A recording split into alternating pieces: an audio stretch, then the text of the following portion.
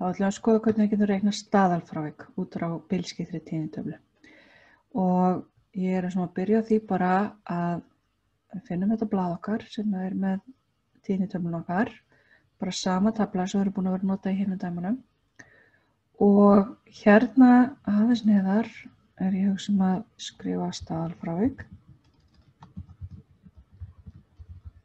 Og hérna örlítið til er ég að setja hérna formúluna sem lítur svona út. Sem sagt, þetta er formúlan sem við ætlum að nota til að reikna staðalfrávikið. En raun og veru ætlum við að finna alla þessa hluti sem er í þessari formúlu með Excel. Þannig að til þess að við getum reiknað út þessa stærð, þá þurfum við að geta nota summu, við kunnum það. Við þurfum að geta tekið tillit til tíðninnar sem er margfölduð við þessa hérna stærð, sem er x mínus meðaltals x-ið og það er sett í annaveldi. Og svo er ennið hérna, það er eitthvað sem við erum þegar búin að finna. Þannig að við púslum þessu öllu saman svipað eins og við gerðum með meðalfrávikið. Og við skulum fara bara hérna upp, bæta við dálki.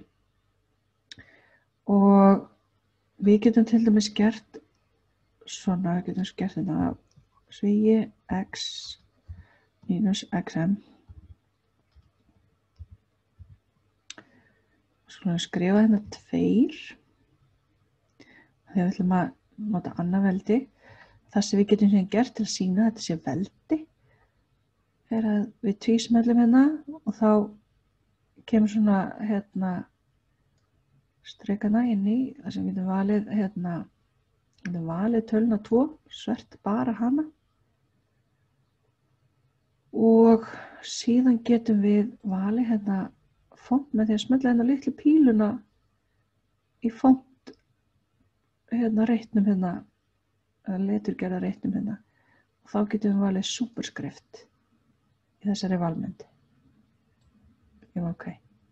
Bara svo ég sýni ykkur aftur hvernig þetta er gert, við veljum semst bara þessa tölu 2, finnum þennan hérna ramma upp á borðanum, þar sem eru leturstærðir og feitletur og ýmislegt. Hér er svona píla, smellum á hana og þá fáum við þessa hérna valmynd og hér ætlum við að hafa hak í superskrift. Gerum ok. Seinna meiri síðan bara hægt að kópera þetta þegar við þurfum að nota þetta. Okay. Þá skulum við skrifa þetta jafnt og. Áður þegar við fundum þessa fjarlægð, x mínus meðaltalið, þá notum við fallið ABS til þess að reikna algildið af mismununum. Það sem við ætlum núna að gera er að við ætlum að taka mismunin og setja henni í annaveldi. Og skipunin sem við notum til þess heitir power. Skrifum bara power, opnum svega og svo þurfum við að segja fyrst Excel hvaða tölu á að setja í veldi. Og tala sem við ætlum að setja í veldi er mismunurinn á x-inu sem er þá miðpunktur mínus mismunurinn á miðpunktunum og meðaltalinu. Þannig miðpunkturinn mínus meðaltalið. Alveg eins og áður þá þurfum við að festa þessa tilvísun. Þannig að við setjum dollaramerki hérna við 9, eða við línunúmerið fyrir meðaltalið. Okay. Þetta er þessi talan sem við ætlum að setja í veldi. Við þurfum ekki að setja neina sérstaka sviga því að Excel heldur utan með þetta sé ákveðin heild. Næst setjum við semikomu. Og þá biður Excel hvaða veldi við ætlum að nota og setjum bara 2 þarna, ætlum að setja þetta í annað veldi, lokum sviganum og yftum að enter. Ok, skulum bara nota fill til þess að draga þetta hérna niður, fækkum aðeins aukastöfunum og þetta munstur ættum við alltaf að sjá. Ef við hefum gert þetta rétt, þá ættum við alltaf að sjá þessa lögun raun og veru á tölunum okkar. Það er að segja þær sem eru næst meðaltalinu, það sem við sjáum að miðpunkturinn 18,23 hérna. Þetta eru þær tölur sem næsta meðaltalinu. Þær ætti að gefa minnsta fjarlægð og annað veldi ætti líka að vera minnst. Þannig að við eigum að fá stærstar tölur helst hérna út á kantunum og minni tölur hérna í miðjunni ef allt er gert rétt. Ok. Ég setja hérna smá línur á þetta, top and bottom border hérna. Þetta er aftur að því að við erum ekki búin að taka tillit til tíðnunar, þá ætlum við ekki að leggja saman þennan dálk. En við gerum það næst. Tökum núna það sem við gerum hérna og afritum og límum hérna bara við hliðina og bætum við hérna tvísmellum í reitin og bætum við hérna fremst F sinnum. Okay. Og alveg eins og við gerðum fyrir meðalfrávikið, þá ætlum við að gera þetta jafnt og við smellum á tíðnina sem er þá 2 hérna undir F-tálkinum, sinnum og við smellum á þessa tölu sem við vorum að reikna út, hérna 62,67. Og nú getum við ítt bara enter, við ætlum að láta þessa tilvísanir fara bara niður með línunum þegar við fellum niður. Þannig að við þurfum ekki að festa neina tilvísanir. Ítum á enter, drögum þetta niður og fækkum aðeins aukastöðuna. Við sjáum svipa munstur hérna þó það sé ekki alveg gefið að það komi alltaf. Stærstu tölunar eru efst og neðst og minnstu tölunar eru í miðjunni.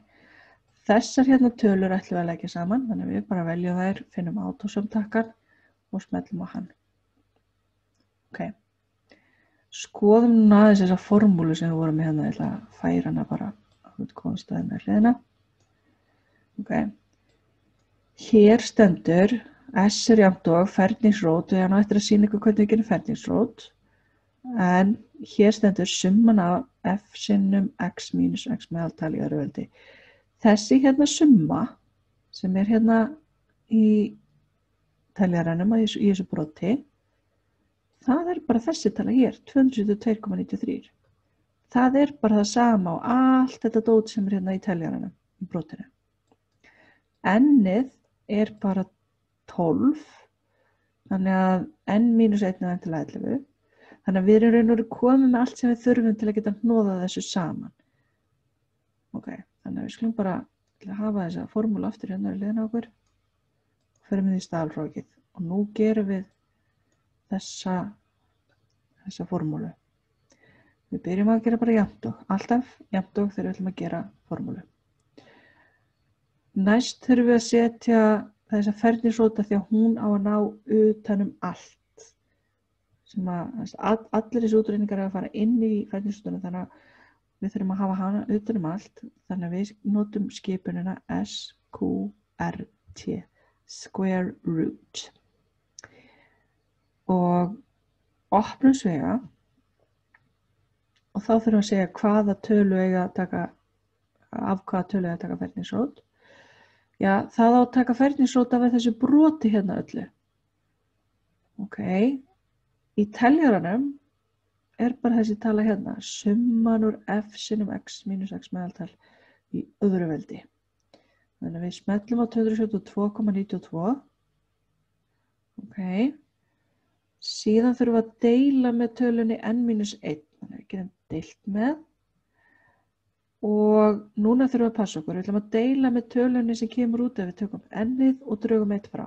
Þannig að við þurfum að hafa sviga utan það sem er hérna í hérna nefnaranum. Þannig að við búum út til sviga, hann verður rauður af því að þetta er svigi númer 2, þannig á okkur. Við smellum á n-ið okkar sem er þessi 12, summan úr F-dálkinum. Svo kemur mínus og svo skrifum við bara 1. Við lokum sviga, þá erum við að loka sviganu utan það sem er í nefnaranum. Svo lokum við aftur sviga og þá sjáum við, þá erum við að loka rótinni. Og þá ýtum við á enter og fáum ferningsrótina 4,9810 eða 4,98. Og aftur staðalfrávik á að vera á stærðargráðu sem er minni en helmingurinn að dreifasviðinu. Það getur verið svona fín þumulputtaregla. Ef að staðalfráviki reynist vera eitthvað miklu stærra heldur en hálft hreyfisvið, þá eitthvað spooky í gangi. En svona gerum við þetta ef við erum með bilskipta tíðnitöflu.